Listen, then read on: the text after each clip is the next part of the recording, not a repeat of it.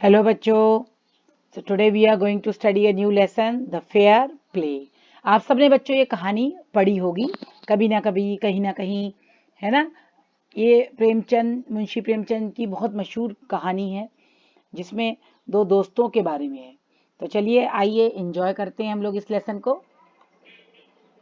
Jumman Sheikh and Algu Chaudhary, ये दो main characters हैं इसके. इन दोनों के नाम आप लिख लीजिए अपने पास और याद कर लीजिए.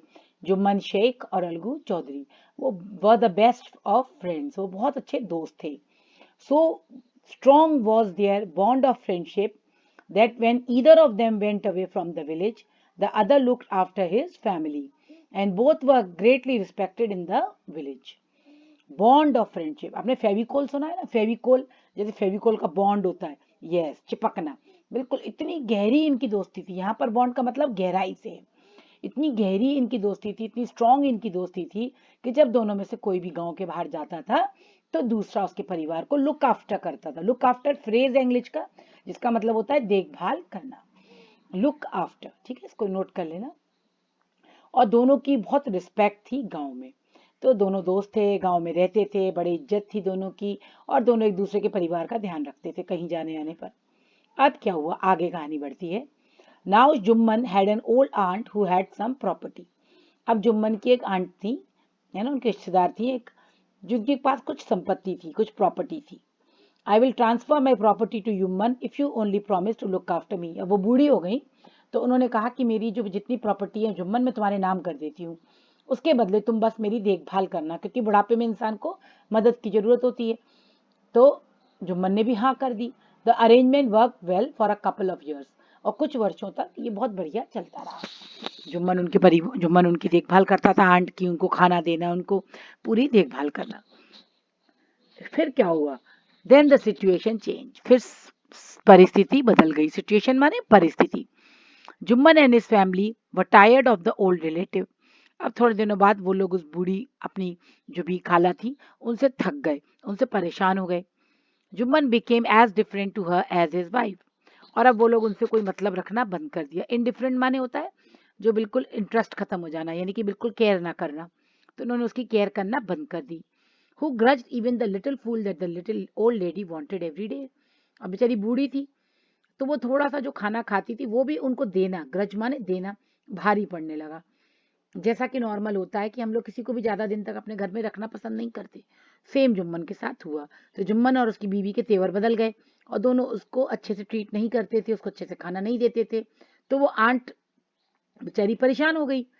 For a few months she swallowed these insults along with her food, but patience has its limit. कुछ महीनों तक, few months माने कुछ महीनों तक, she swallowed माने निगलना, टॉलरेट करना. यहाँ पर swallowed मतलब टॉलरेट करना, सहन करना. तो कुछ महीनों तक तो उन्होंने सहन किया. जो बेइज्जती उनकी होती थी घर में खाने का देने के साथ साथ वो उसको भी सहती रही. लेकिन फिर पेशेंस माने धैर्य, पेशेंस माने धैर्य, उनके धैर्य की सीमा, लिमिट माने सीमा, खत्म हो गई. और क्या होता है आगे, चलिए देखते हैं.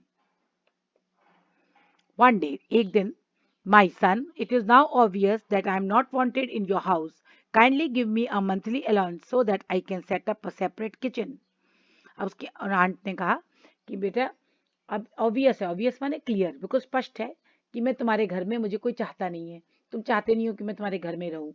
तो तुम मुझे एक काम करो, मंथली अलाउंस, अलाउंस माने कुछ पैसा, भत्ता, यानी कुछ शेयर ऑफ मनी मुझे दे दिया करो, ताकि मैं एक सेटअप कर लूँ अपनी अलग किचन, ताकि मैं अपनी अलग किचन बना लूँ, अपना भैया अलग खाना बना लिया करूंगी. My wife knows best how to run the house, be patient. उसने कहा मेरी पत्नी को घर चलाना आता है, परेशान ना हो, धैर्य रखें. This made his aunt very angry and she decided to take her case to the village panchayat. अब उसकी आंट को बहुत गुस्सा आया कि ये तो मेरे संग धोखा है. इसने कहा था मेरी प्रॉपर्टी के बदले ये मुझे देखभाल करेगा और अब ये मेरे को जवाब नहीं दे रहा ढंग से. तो उसने कहा कि ठीक है, मैं विलेज पंचायत में जाऊंगी. बच्चों, आपको पता है कि गांव में 5 पंच बैठते हैं और उनसे पंचायत बनती है और वो कोर्ट का काम करती है. जैसे शहरों में कोर्ट होते हैं, ऐसे गांव में पंचायत होती है. और पहले जमाने में पंचायत का बहुत महत्व हुआ करता था. For many days, the old lady was seen talking to the villagers, explaining her case and seeking their support. कई दिनों तक वो ओल्ड लेडी जो थी वो गांव के लोगों को एक्सप्लेन करती रही अपना केस माने अपना मामला, जुम्मन के संग, उसकी बीवी के संग जो भी उसकी प्रॉब्लम्स थी उसको बताती रही, और उनका चाहना, सीख माने चाहना, उनका सपोर्ट चाहने लगी, उनका सहारा चाहने लगी। अब सम सिंपथाइज विथ हर, कुछ ने उनको सिंपथाइज किया यानी सहानुभूति दिखाई। सिंपथाइज माने सहानुभूति। अदर लाफ्ट एट हर, दूसरे उस पर हंसे। लाफ्ट एट ये भी एक मुहावरा फ्रेज है, तो कुछ उस पर हंसे। And a few others advised her, और बाकियों ने उसको सलाह दी। To make up with her nephew, कईयों ने सलाह दी कि तुम अपने जो तुम्हारा भांजा है उसके संग तुम रिश्ते ठीक कर लो, इधर उधर बोलने से कोई फायदा नहीं। तो बच्चों आप देख रहे हैं कि उसकी आंट क्या चाहती थी, एकदम क्लियर होना चाहिए आपको। उसकी आंट एक अलाउंस चाहती थी, मंथली अलाउंस चाहती थी, जिससे she can set up a separate kitchen. और फिर when Jumman did not listen, she wanted to go to panchayat. And what did villagers tell her? Villagers, ये आंसर बहुत इंपॉर्टेंट है कि सम विलेजर्स सिंपथाइज्ड हर, किसी ने उसको सहानुभूति दिखाई। Some villagers laughed at her, कोई उस पर हंसे, और कुछ ने उसको एडवाइस दी to make up with her nephew. अब आगे क्या होता है? At last she came to Algu Chaudhary, अंत में वो बुढ़िया अलगू चौधरी के पास पहुंचती है और उससे कहती है, but is it right my son to keep mum and not say what you consider just and fair?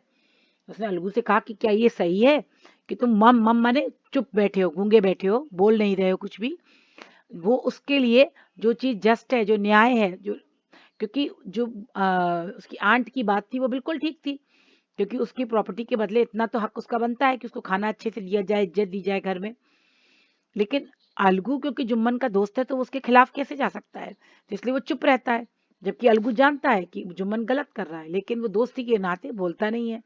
तो वो बूढ़ी आंट उससे कहती है कि तुम बताओ ये गलत है कि सही है?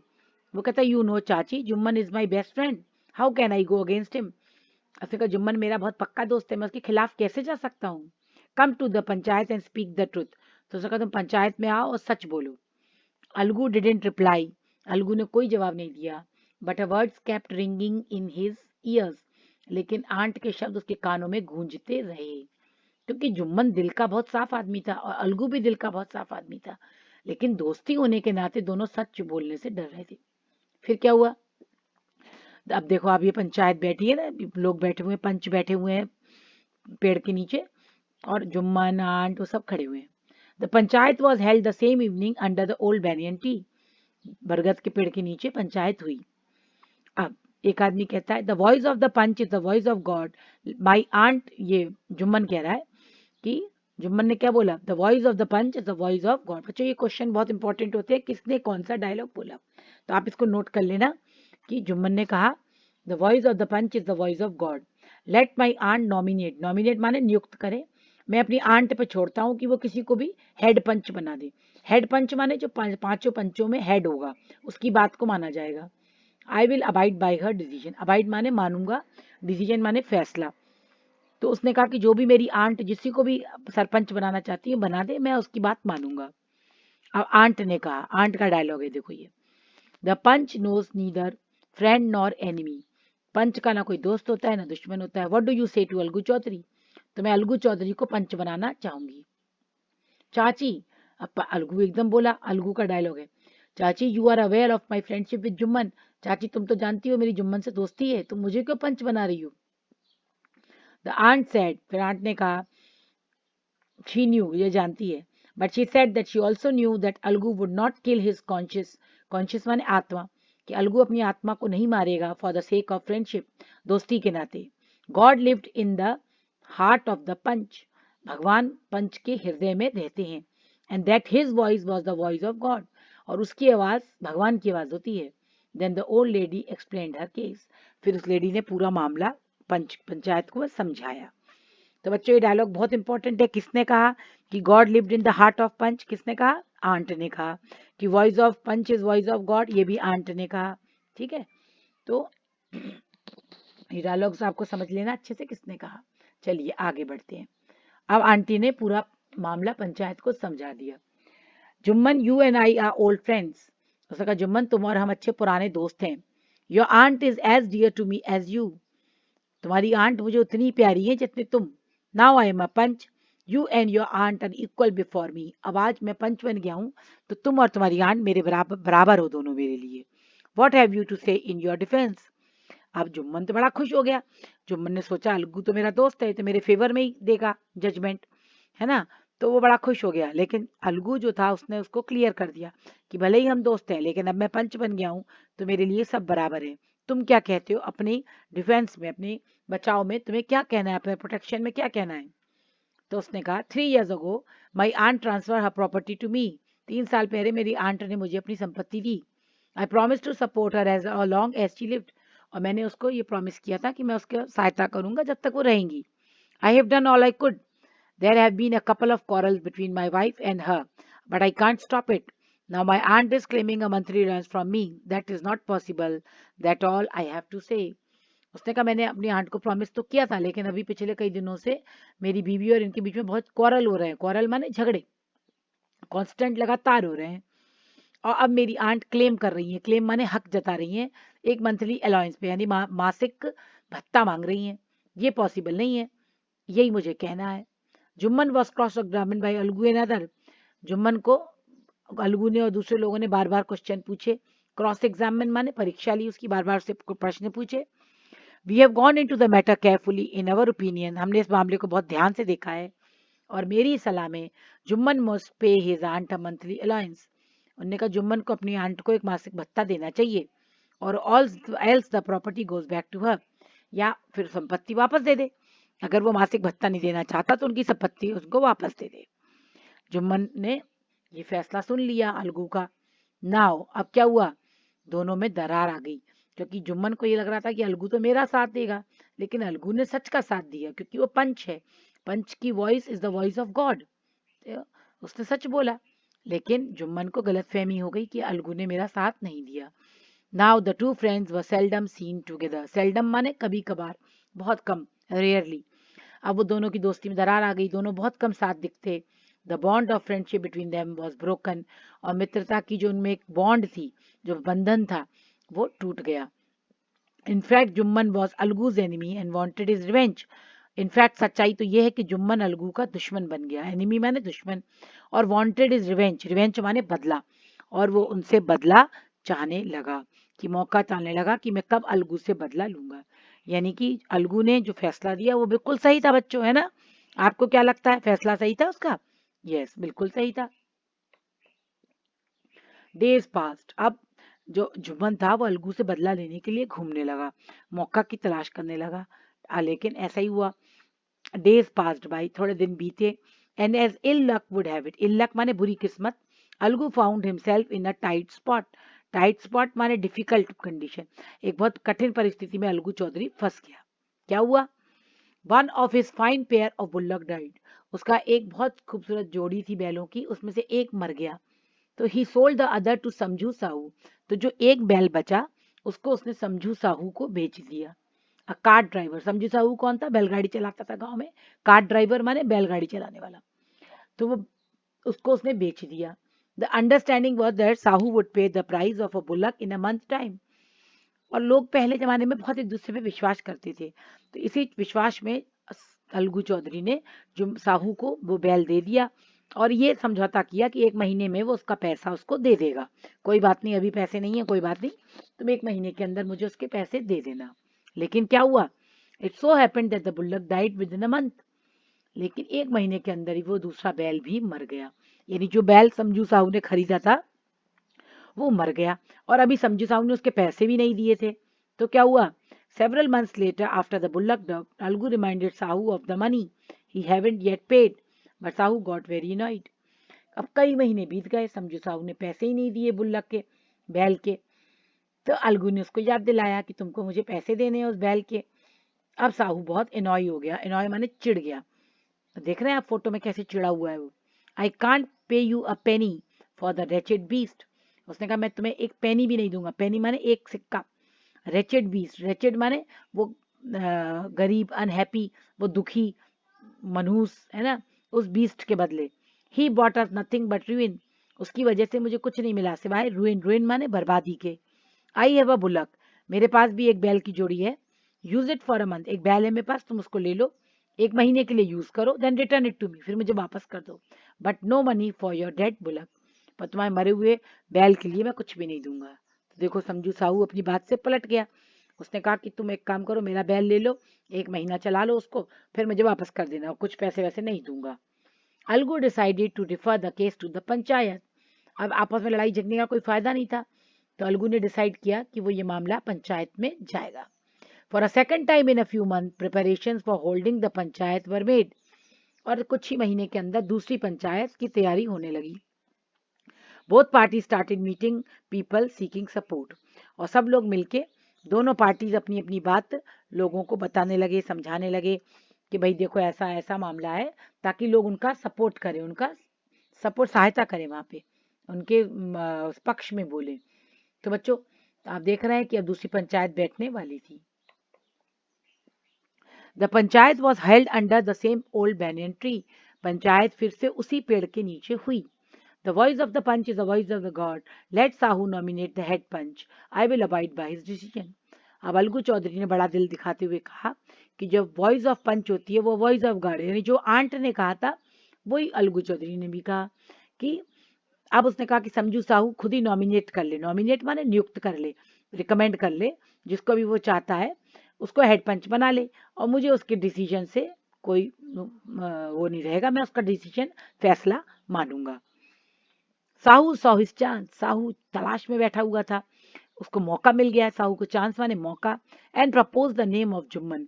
उसे जल्दी से जुम्मन का नाम ही प्रपोज कर दिया, क्योंकि उसे पता था कि जुम्मन अलगू चौधरी का दुश्मन हो चुका है और वो मौके की तलाश में है कि कैसे बदला ले। तो बस वो खुश हो गया। अलगूज हार्ट सैंक। और अलगू ने जैसे ही जुम्मन का नाम सुना, उसका हार्ट सैंक माने दिल डूब गया, बैठ गया, क्योंकि वो समझ गया कि जुम्मन तो उससे बदला लेगा, क्योंकि उसने आंट के समय उसका फैसला उसके खिलाफ दिया था। He turn pale. उसका चेहरा भी पीला पड़ गया। But what could he do. पर वो कर ही क्या सकता था। But the moment Jumman became head panch, he raised his responsibility as जज and as the dignity of his office. लेकिन जैसे ही, जिस पल जुम्मन को हेड पंच बनाया गया, उसी समय जुम्मन, रिस्पॉन्सिबिलिटी माने जिम्मेदारी, उसको अपनी जिम्मेदारी, रियलाइज माने एहसास, उसको अपनी जिम्मेदारी का एहसास हो गया कि वो जज है। एंड डिग्निटी, डिग्निटी माने एक रिस्पेक्ट, एक सम्मान, जो ऑफिस यानी कि जो पोजीशन, जो पद उसको मिला है, उसको कौन सा पद मिला है, जज का पद मिला है। तो जज के पद पे बैठते ही इंसान में जिम्मेदारी आ जाती है, और उसको अपनी जिम्मेदारी का एहसास हो गया, और उसके मन से वो बदले की भावना निकल गई। उसने कहा जो सही होगा मैं उसी का साथ दूंगा। कुड ही, क्या वो, seated in that high place, उस हाई प्लेस पे बैठ के, हैड इज रिवेंज नाउ, क्या वो अपना बदला ले सकता है। He thought and thought. वो सोचता रहा, सोचता रहा। No, he must not allow his personal feeling to come in the way of speaking the truth and doing justice. उसने, जुम्मन ने अपने मन ही मन में सोचा, नहीं, यहाँ पर उसकी पर्सनल फीलिंग, यानी उसकी जो पर्सनल व्यक्तिगत भावनाएं जो हैं उसको बीच में आने नहीं देगा, और वो सच बोलेगा और न्याय करेगा। यानी कि एक जज की कुर्सी ऐसी होती है बच्चों, जहाँ पे बैठते ही सारे इंसान को अपनी जिम्मेदारी का एहसास होता है, और वहां पे कोई दुश्मन, कोई दोस्त नहीं होता, सब बराबर हो जाते हैं, और वो सच बोलता है और न्याय करता है। Both Algu and Sahu stated their cases. दोनों अलगू ने और साहू ने अपने अपने मामले बताए। दे वर क्रॉस एग्जामिन। दोनों को एक दूसरे से लोगों ने क्रॉस क्वेश्चन पूछे। And the case was considered deeply. और मामले को बहुत गहराई से सोचा गया। It is our opinion. अब जुम्मन ने फैसला सुनाया। It is our opinion that Sahu should pay Algu the price of the bullock. उन्होंने कहा साहू को, अलगू को पैसे देने पड़ेंगे उस बैल के। क्यों? When Sahu bought the bullock, it suffered from no disability or disease. उसने कहा जब साहू ने बुल्लक खरीदी थी, उस समय उसको कोई डिसेबिलिटी, माने उसमें कोई भी बीमारी, अयोग्यता नहीं थी, कोई बीमारी नहीं थी, कोई अयोग्यता नहीं थी, फिट था, बिल्कुल बढ़िया बैल था। The death of the bullock was unfortunate. वो बुल्लक मर गया, ये बदकिस्मती है। But Alagu can not be blame for it. पर अलगू को क्यों दोष दिया जाए? भाई उसने जब तुम्हें बैल बेचा था तो वो बिल्कुल स्वस्थ था, उसको कोई बीमारी नहीं थी, उसको कोई तकलीफ नहीं थी, और अब वो मर गया, तो ये तो तुम्हारी बुरी किस्मत है। तो अलगू को क्यों दोष दिया जाए? तुम्हें उसके पैसे उसको देने पड़ेंगे। यानी कि जुम्मन ने अपने दोस्त का साथ नहीं दिया, बल्कि उसने न्याय का साथ दिया। अगर वो दोस्त का सोचता तो शायद उससे बदला लेता और समझू साहू के फेवर में फैसला देता, लेकिन उसने ऐसा नहीं किया। जुम्मन केम टू अलगू, यानी जुम्मन की आंखों में आंसू आ गए, अलगू की आंखों में आंसू आ गए, और दोनों ने एक दूसरे को गले लगा लिया। इम्ब्रेस माने गले लगा लिया। Since the last panchayat I had become your enemy. उसने कहा, और जुम्मन ने ये बात भी मान ली कि लास्ट पंचायत से मैं तुम्हारा दुश्मन बन गया था। Today I realise what it means to be panch. आज मुझे महसूस हो रहा है कि पंच होना क्या होता है। अ पंच हैज, बहुत इंपॉर्टेंट लाइन है बच्चों ये, a panch has no friend no enemy, he knows only justice, वो केवल न्याय जानता है। Let no one deviate, deviate माने भटकना, कोई भी भटके ना, from the path of justice and truth for friendship और एनिमिटी, यानी हमें सच के मार्ग से भटकना नहीं चाहिए, फ्रेंडशिप या एनिमिटी किसी भी चीज के लिए। Algu embraced his friend and wept, Algu अपने दोस्त के गले लग के रोने लगा, and his tears washed away all the dirt of misunderstanding between them, और उन आंसुओं ने सारी गलतफहमी को दूर कर दिया। तो बच्चों आपने देखा कि कैसे जब अलगू उस जगह बैठा तो वो जज बन गया और उसके दोस्त और दोस्त सब बराबर हो गए, और जब जुम्मन उस जगह बैठा तो उसके लिए भी दोनों चीजें बराबर थीं और दोनों ने ही न्याय किया, और इस तरह से उनकी गलतफहमी हो गई, दूर हो गई, और दोनों बहुत अच्छे दोस्त बन गए। तो आई होप बच्चों आपको ये लेसन अच्छा लगा होगा। इसके वर्ड मीनिंग्स नोट करिए और डायलॉग्स नोट करिए, किसने किससे कहा और क्यों कहा, ये बहुत इंपॉर्टेंट है। और चैनल को सब्सक्राइब करिए। Keep watching the video. Thank you. ये इसकी हिंदी में मैंने पूरी समरी दे दी है, आप लोग चाहें तो इसको पढ़ सकते हैं पॉज करके, क्योंकि कुछ बच्चे मुझसे बोलते हैं मैम हमको हिंदी में दे दीजिए, इसलिए मैंने हिंदी में दे दी। ठीक है, ओके बच्चों, thank you, have a nice day, bye.